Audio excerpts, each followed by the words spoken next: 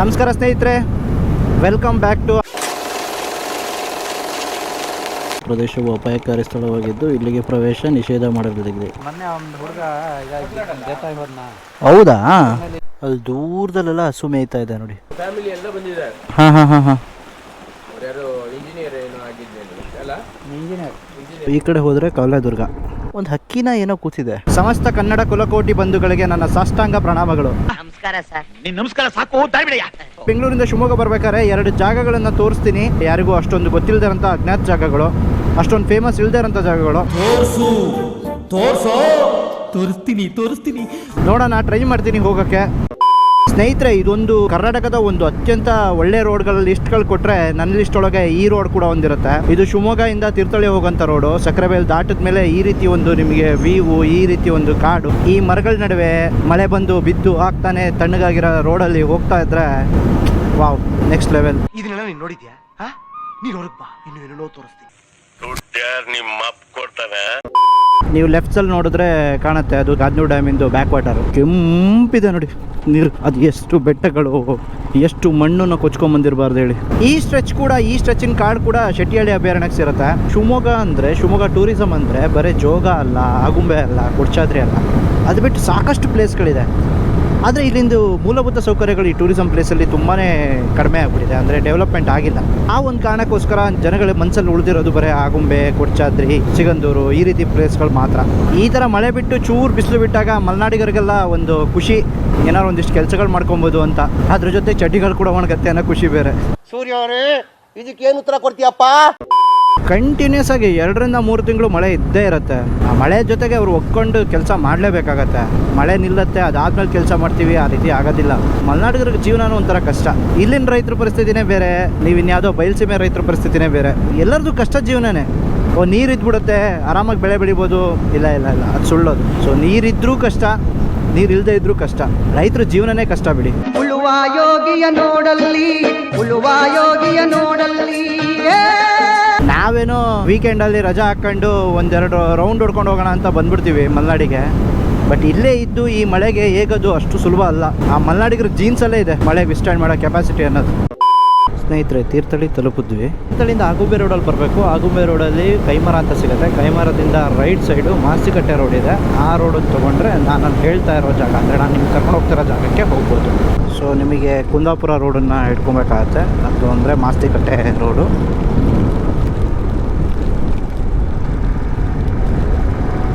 ಆಗುಂಬೆ ರೋಡಿಂದ ರೈಟ್ ತೊಗೊಂಡೆ. ಇದನ್ನು ಕುಂದಾಪುರ ರೋಡ್ ಅಂತ ಹೇಳ್ತಾರೆ, ಅಥವಾ ಮಾಸ್ತಿಕಟ್ಟೆ ರೋಡ್ ಅಂತಲೂ ಹೇಳ್ತಾರೆ.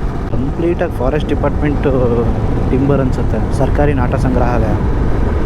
ಬಾಬಾ, ಎಷ್ಟು ಜೋಡಿಸಿಟ್ಟಿದ್ದಾರೆ. ರೋಡ್ ಸೂಪರ್ ಆಗಿರಂಗೆ ಕಾಣುತ್ತೆ. ಅಪ್ಪಯ್ಯ ಜಾಗ್ರತೆ, ಕಪ್ಪೆ ಉಂಟು ಕೆಳಗೆ. ಈ ಕಡೆ ಹೋದರೆ ಕವಲೇದುರ್ಗ ನೀವು ನೋಡಿರ್ಬೋದು, ಕೇಳಿರ್ಬೋದು.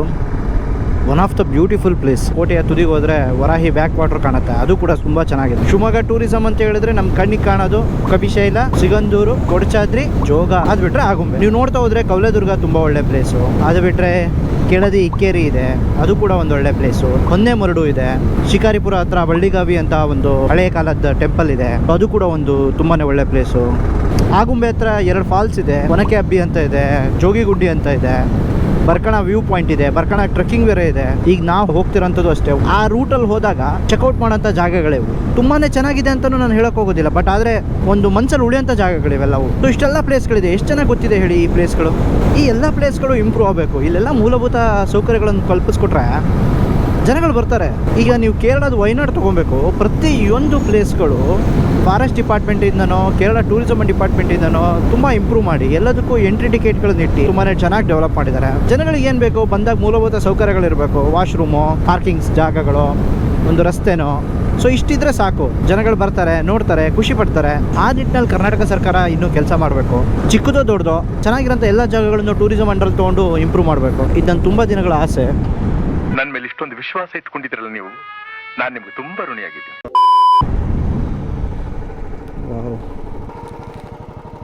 ಅಲ್ಲಿ ದೂರದಲ್ಲೆಲ್ಲ ಹಸು ಮೇಯ್ತಾ ಇದೆ ನೋಡಿ, ಎಷ್ಟು ಚಂದ ಇದೆ ಮಾತ್ರ. ರೀಲ್ಸ್ ಸ್ಟಾರ್ ಇದಾರಲ್ಲ ಮಂಜಣ್ಣ,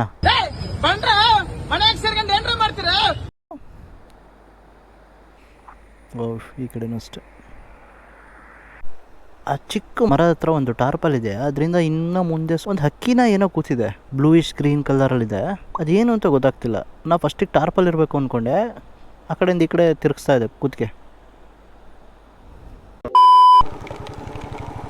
ಸೊ ಇದೇ ಫಾಲ್ಸಿಗೆ ನಾವು ಬರಬೇಕು ಅಂತ ಇದ್ದಿದ್ದು. ತಳಸಿ ಅಬ್ಬಿ ಫಾಲ್ಸ್ ಪ್ರದೇಶವು ಅಪಾಯಕಾರಿ ಸ್ಥಳವಾಗಿದ್ದು ಇಲ್ಲಿಗೆ ಪ್ರವೇಶ ನಿಷೇಧ ಮಾಡಲಾಗಿದೆ. Congratulation guys. ಹೋಗ್ಬೇಕಂತ ಅನ್ಕೊಂಡು ಬಂದ್ವಿ. ಇಲ್ಲ ಬಿಡಲ್ಲ ಅಲ್ಲಿ ಬೋರ್ಡ್ ಹಾಕಿದ್ದಾರೆ. ಅದೇ ನೋಡಿದೆ. ಎಲ್ಲಿಂದ ಬಂದು ನಾವು ಬಂದಿದ್ದು ಬೆಂಗಳೂರಿಂದ, ಬಟ್ ಇವಾಗ ಬಂದೆ ಶಿವಮೊಗ್ಗದಿಂದ. ಇಲ್ಲ ಅದು ಮೊನ್ನೆ ಒಂದು ಹುಡುಗ ಇದಾಗಿ ಡೆತ್ ಆಗಿ ಹೋದ್ನ. ಹೌದಾ? ಆಮೇಲೆ ಇದನ್ನ ಅಲ್ಲಿ ಟ್ರೆಂಚ್ ತೆಗ್ದಾರ, ಒಳಗಡೆ ಹೋಗೋದು ಇಲ್ಲ, ಇನ್ನೂ ಬೋರ್ಡ್ ಹಾಕ್ತಾರೆ. ಹಾಂ ಹಾಂ ಹಾಂ ಹಾಂ. ದಾರಿ ಅಲ್ಲೂ ಒಳಗಡೆನೇ ಬೈಕ್ ಹೋಗಲ್ಲ, ಎಂಥ ವೆಹಿಕಲ್ ಹೋಗಲ್ಲ. ನಡಿಬೇಕು 1.5 ಕಿಲೋಮೀಟರ್ ನಡಿಬೇಕಾ? ಎಷ್ಟು ದಿವಸ ಆಯ್ತು ಕ್ಲೋಸ್ ಮಾಡಿ? ಒಂದು ತಿಂಗಳಾತ ಬಂತು. ಹಾಂ. ಈಗೆಲ್ಲ ಬಿಡ್ತಿದ್ರು, ಇವಾಗ ಬಿಡ್ತಿಲ್ಲ. ಮೊನ್ನೆ ಒಂದು ಡೆತ್ ಆಯಿತು, ಒಂದು ವರ್ಷದಿಂದ ಒಂದು ಡೆತ್ ಆಯಿತು. ಓ, ಹುಚ್ಚಾಟ ಮಾಡಕ್ಕೆ ಬರ್ತಾರೆ, ಏನು ಮಾಡೋದು?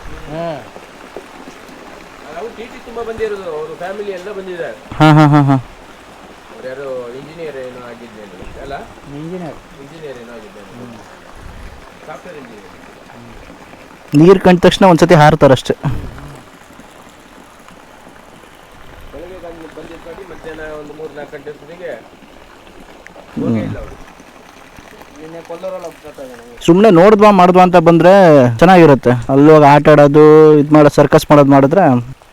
ಒಂದು ವರ್ಷ ಪೂರ್ತಿ ಭಾರಿ ಜನ ಬರ್ತಿದ್ರು, ಏನೂ ಇಲ್ಲ. ಕೆಳಗಡೆ ಸ್ಟೆಪ್ಪಿಗೆ ಹೋಗಿ ಅಲ್ಲಿ ಜಾರುತ್ತದೆ. ಮಳೆ ಬರೋ ಟೈಮಲ್ಲ ಇವಾಗೆಲ್ಲ.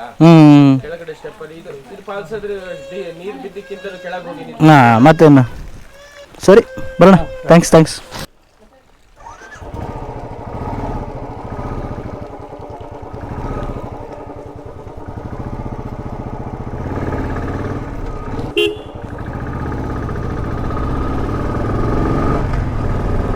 ಈ ಥರ ಆಗಬಾರ್ದಿತ್ತು.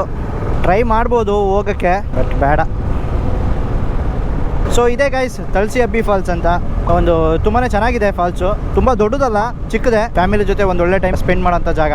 ತುಂಬ ಜನಗಳಿಗೆ ಗೊತ್ತಿರಲ್ಲ, ಶಿವಮೊಗ್ಗ ಸುತ್ತಮುತ್ತಲು ಇರೋರಿಗೆ ಗೊತ್ತಿರುತ್ತೆ. ನೋಡೋಣ ಮುಂದೊಂದು ದಿವಸ ಮತ್ತೆ ಬರೋಣ ಈ ಜಾಗಕ್ಕೆ. ಮಾಸ್ತಿಕಟ್ಟೆ ಹತ್ರ ಬಂದೆ, ಇನ್ನೇನು 8 ಕಿಲೋಮೀಟರ್ ಇದೆ ಅಷ್ಟೇ. ಸೊ ನೀವು ಈ ಕಡೆಯಿಂದ ಬಂದರೆ ನಗರ ಸೈಡಿಂದ ಬಂತು ಅಂದರೂ ಮಾಸ್ತಿಕಟ್ಟೆ ಬಂದು ಈ ಕಡೆಯಿಂದ ಬರ್ಬೋದು. ಇಲ್ಲ ತೀರ್ಥಹಳ್ಳಿ ಸೈಡಿಂದ ಬಂತು ಅಂದರೂ ಆಗುಂಬೆ ರೋಡಲ್ಲಿ ಬಂದು ಮಾಸ್ತಿಕಟ್ಟೆ ಕೈಮರಗೆ ಟರ್ನ್ ತೊಗೊಂಡ್ರೆ, ರೈಟ್ ಸೈಡ್ ತೊಗೊಂಡ್ರೆ ಇಲ್ಲಿಗೆ ಬರ್ಬೋದು. ಮೋಸ್ಟ್ಲಿ ಮಳೆ ಕಮ್ಮಿ ಆದ ತಕ್ಷಣ ಮತ್ತೆ ಓಪನ್ ಆಗುತ್ತೆ, ಬರೋಕ್ಕೆ ಟ್ರೈ ಮಾಡೋಣ. ಅದೇ ನಾನು ಅಲ್ಲಿ ಹೇಳ್ತಾ ಇದ್ದಾಗೆ ಹೋದ್ವಾ, ನೋಡಿದ್ವಾ, ಬಂದ್ವಾ ಅಂತ ಇರಬೇಕು. ಅದ್ರ ಜೊತೆ ಆಟ ಆಡೋಕ್ಕೆ ಹೋಗೋದು, ಹುಚ್ಚಾಟ ಮಾಡೋಕ್ಕೆ ಹೋಗೋದು, ಹುಚ್ಚು ಸಾಹಸ ಮಾಡೋಕ್ಕೆ ಹೋಗೋದು ಮಾಡಿದ್ರೆ ಈ ಥರ ಎಲ್ಲ ಆಗುತ್ತೆ. ಒಂದೊಳ್ಳೆ ಜಾಗನ ಕಳ್ಕೊತೀವಿ. ಈ ಥರ ನಿಷೇಧ ಅದು ಇದು ಎಲ್ಲ ಹೇಳಿದ್ರೆ ಒಂದು ಟೂರಿಸಮ್ ಡೆವಲಪ್ ಆಗೋದಿಲ್ಲ. ಬಂದ ದಾರಿಗೆ ಸುಂಕ ಇಲ್ಲ ಅಂತ ಹೇಳ್ಬಿಟ್ಟು ವಾಪಸ್ ಹೋಗ್ತಾ ಇದ್ದೀನಿ. ನಿರಾಶೆಯೇ ಜೀವನ. ಅದಿಲ್ಲ ಇದಿಲ್ಲ ಸಿಕ್ಕೋದು ಸಾಕಾಗಲ್ಲ. ನಗೋಕೆ ರೀಸನ್ ಇಲ್ಲ, ನೆಮ್ಮದಿಯ ಸೀಸನ್ ಬರೋಲ್ಲ. ಬಂದಿದ್ದು ಬರಲಿ, ಸಿಕ್ಕಷ್ಟೇ ನೆಮ್ಮದಿ ತರಲಿ. ಉಳಿದಷ್ಟು ಉಳಿಯಲ್ಲಿ, ಹೋಗಿದ್ದೆಲ್ಲ ನನ್ನದಲ್ಲ ಅನ್ನೋ ಮನಸ್ಸಿರಲಿ. ಅಷ್ಟೇ ಜೀವನ. ಒಟ್ಟಿನಲ್ಲಿ ನಗ್ನಗ್ತಾ ಇರೋಣ. ಬೇಸರ ಬೇಡ. ಈ ಜಾಗ ನೋಡೋ ಭಾಗ್ಯ ನಮಗೆ ನಿಮಗೆ ಇದ್ದಿಲ್ಲ ಅನಿಸುತ್ತೆ. ಮತ್ತೆ ಹುಡುಕಿ ನೋಡೋಣ ಅಜ್ಞಾತ ಸ್ಥಳಗಳನ್ನ. ಇನ್ನೊಂದೇನೋ ಒಳ್ಳೆಯ ವಿಷಯ ಅಥವಾ ಒಳ್ಳೆಯ ಜಾಗ ನಮಗಾಗಿ ಕಾಯ್ತಾ ಇರ್ಬೋದು. ಸೊ ಮುಂದಿನ ವಿಡಿಯೋ ಜೊತೆ ಮತ್ತೆ ಭೇಟಿ ಆಗ್ತೀನಿ. ಅಲ್ಲಿವರೆಗೂ ಹ್ಯಾವ್ ಎ ಸೇಫ್ ರೈಡ್. ನಮಸ್ಕಾರ ಗೈಸ್. ಈ ಹಿಂದಿನ ವಿಡಿಯೋದಲ್ಲಿ ನಾನು ಒಂದು ಪ್ಲೇಸನ್ನು ತೋರಿಸ್ತೀನಿ ಅಂತ ಹೋಗಿ ನಿಮಗೆಲ್ಲ ನಿರಾಶೆ ಮಾಡಿದ್ದೆ.